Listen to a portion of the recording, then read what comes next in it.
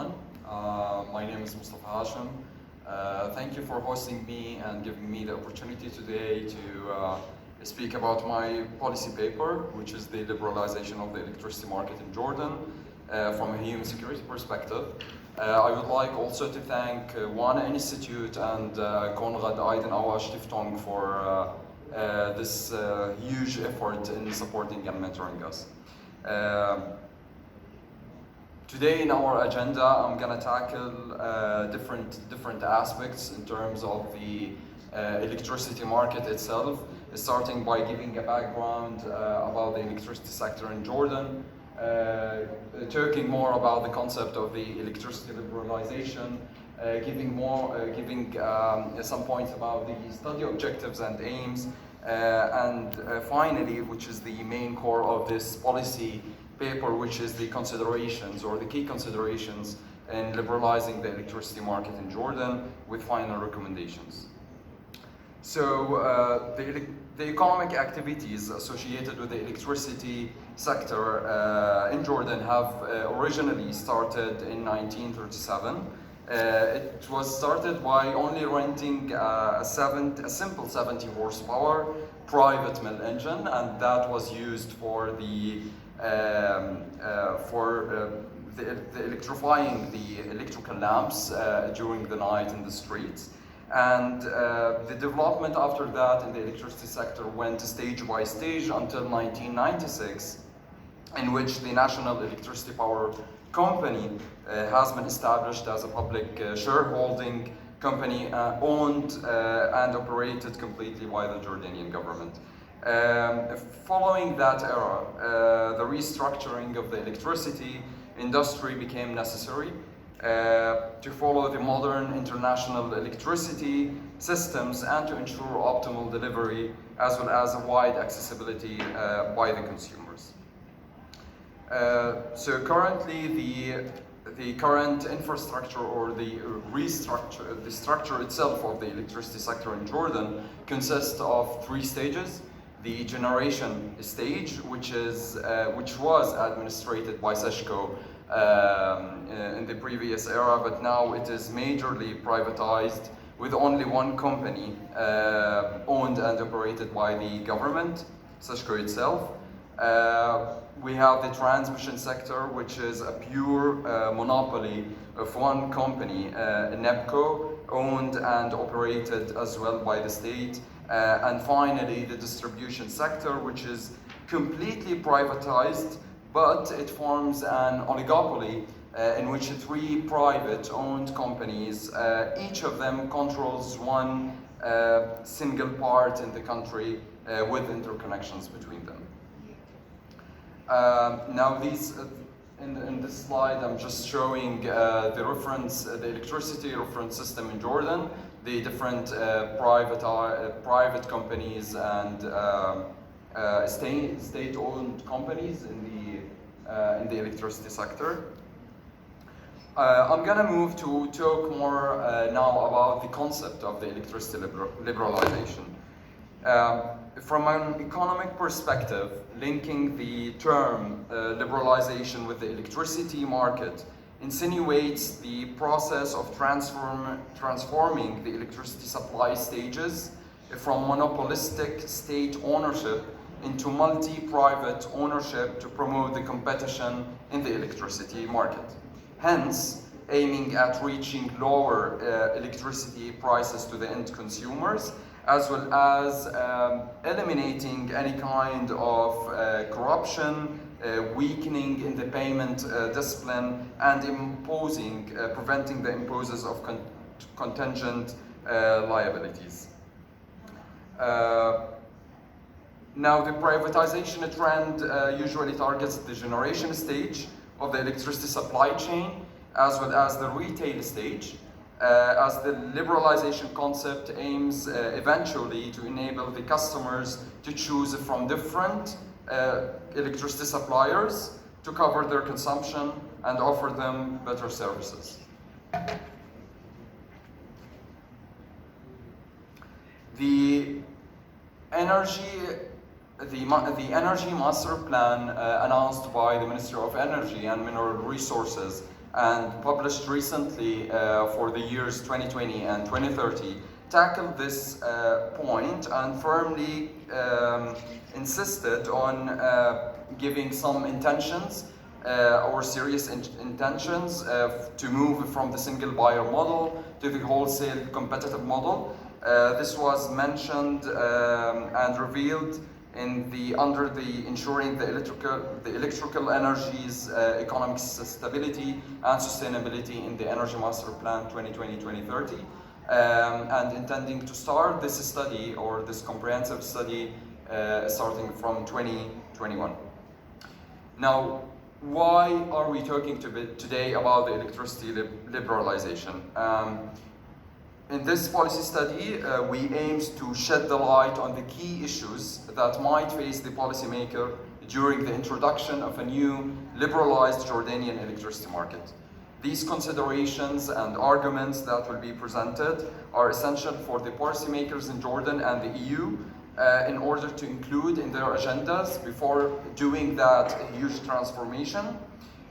Also, we want to shed the light on the significance of the human security aspects that will be involved in such a huge transformation.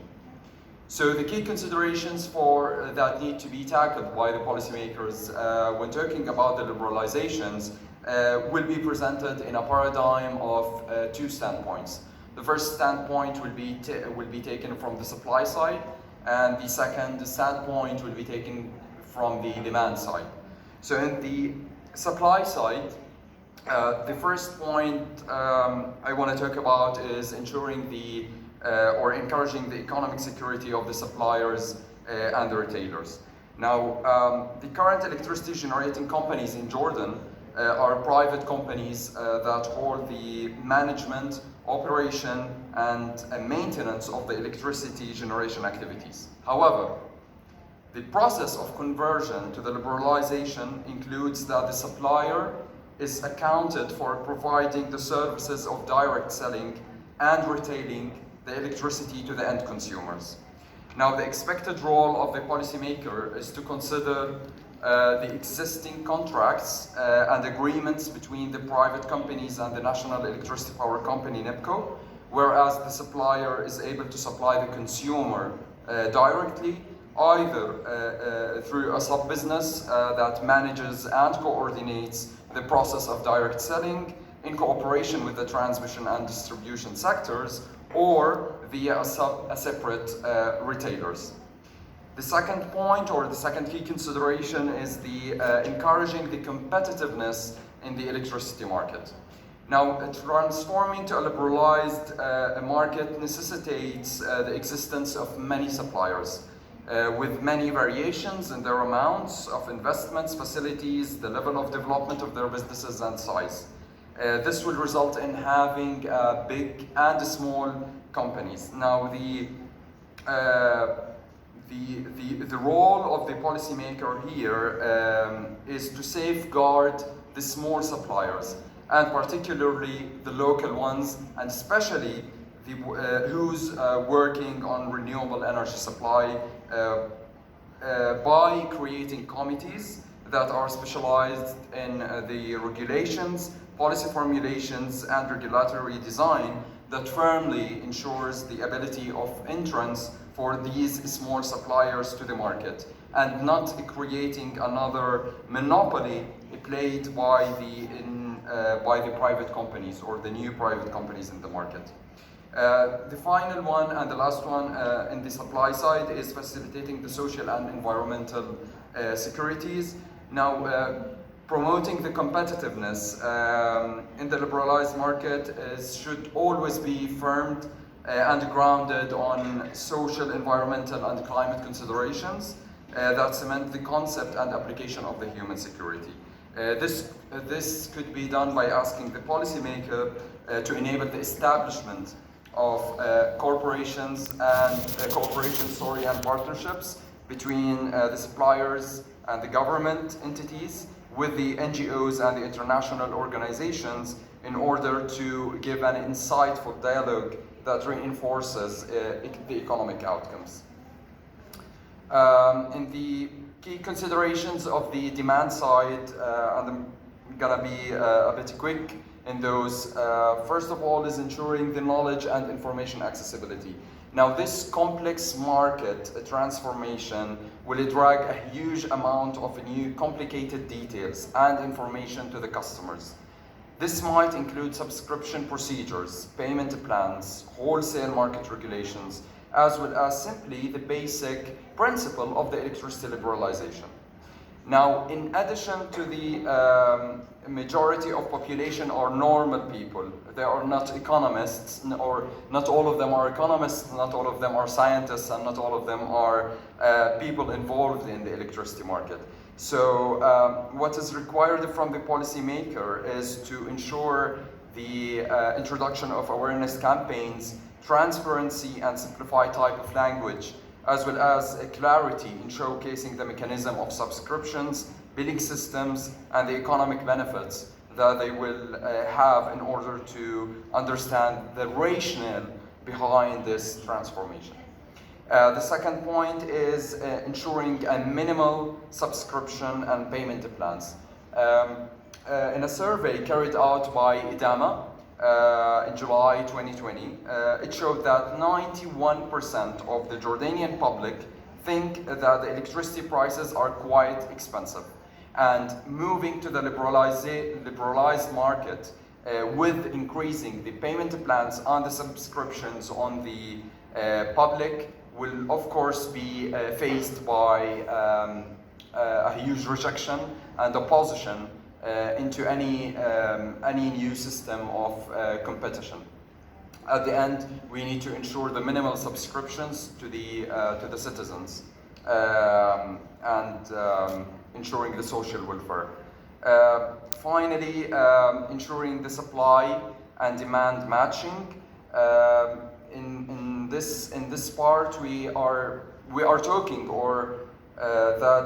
currently nowadays the electricity grid is supplying 99.9% of the Jordanian population and covering all the Jordanian parts according to NEPCO annual reports. And transforming to the liberalized market vividly means the existence of many connected companies, and those will of course will face let's say some problems, technical, political or economic problems that might affect on the supply and the connection of the customers. So at the end, what is required from the policymaker is to ensure that there will be no disruptions to the customers at all. There should be monitoring entities supervising the dynamic interchange between generation and demand. I'm sorry for taking so long, but in 1 minute, I'm going to give the final recommendations. My recommendation is conducting a detailed, comprehensive study of transforming to liberalization before doing that. This should be based on a quantitative analysis and energy modeling, not only on surveys, questions, and opinions from experts. This should be in partnership with the public sector, the existing suppliers, in addition to the academia, of course, and the specialized think tanks. I would also suggest to benefit from the historical, diverse European experience in such a transformation. The European Union and the countries, the members in the European Union have went into different types of liberalized markets, and we could benefit a lot from the best practices, from lessons, and pay attention to minimize the gaps that we might fall in the future. Finally, we need to include all the segments in this transformation. It's not only the direct decision of the public sector and not only the direct decision of the private sector. At the end, there is the customers, there is the public themselves, and we need to ensure to take their opinions either through questionnaires, media polls, webinars, different types of interviews, and not only confine it to specialists and decision makers. Thank you so much, and I apologize for taking so long. It's okay. Thank you very much, Mustafa.